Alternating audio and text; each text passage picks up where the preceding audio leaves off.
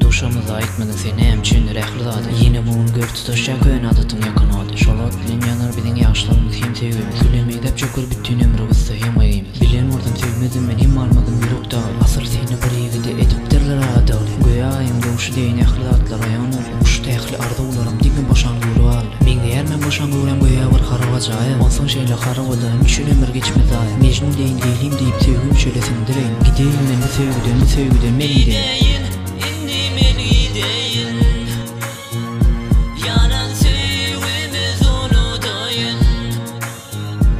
Eğer bana yar olmasam, ehli zaten terk edeyim.